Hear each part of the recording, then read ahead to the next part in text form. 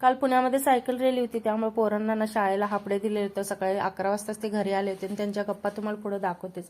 त्याच्या अगोदर ना सकाळी तनीच्या डब्यासाठी आणि नाश्त्यासाठी शेवयाचं उपीट बनवलं होतं, ते खाऊन घेतलं. आणि तनीचे पप्पा ड्युटीवर नेताना स्ट्रॉबेरी आणले होते. एकदम फ्रेश होती दिसायला, पण खाताना इतकी आंबट लागत होती ना. त्याच्यानंतर कचऱ्याची गाडी आलेली होती आणि ह्या तनिषला कचरा टाकायला खाली लावून दिलेलं होतं. वरती आल्यानंतर ह्या दोघांच्या ना 10 ते 15 मिनिटं अशा गप्पा रंगलेल्या होत्या ना, जणू काही महत्त्वाचंच बोलत होते. पण त्यांचा मूड इतका फ्रेश होता ना. त्याच्यानंतर दुपारच्या जेवणामध्ये ना 10 ते 15 दिवस झालं पनीर काही बनवलंच नव्हतं. तनिषला अशी काहीतरी आठवण आली ना, तर मग सारखं हे कर ते कर म्हणत असतं. म्हणून म्हणलं चला आज पनीरची भाजीच बनवूया. मस्त असं मसाला पनीर बनवून घेतलं आणि त्याच्याबरोबरच मग चपात्या बनवायच्या होत्या.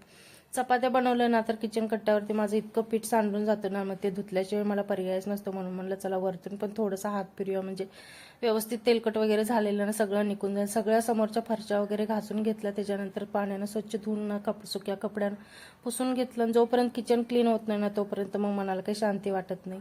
त्याच्यानंतर ह्या दोघांचं मस्त असं चेस खेळायचं काम चालू होतं. तनीचे पप्पा बाहेरून काही जास्त काही आणून देत नाहीत आणि खाऊन पण देत नाहीत. म्हणून म्हटलं चला आज घरीच मंचुरियन बनवूया. तर कोबी खिसून घेतला आणि त्याच्यामध्ये जे काही नमक, लाल तिखट, काळी मिरी वगैरे होती ना, सोया सॉस वगैरे सगळं मिक्स करून ना छान असं मळून ना पकोडे तळून घेतले. खायला इतकी टेस्टी झाले तर ना क्रिस्पी पण झाले, तर ते खाऊन घेतले. तर कसा वाटला माझा छोटासा मिनी ब्लॉग? आवडला असेल तर लाईक, शेअर आणि सबस्क्राईब करा.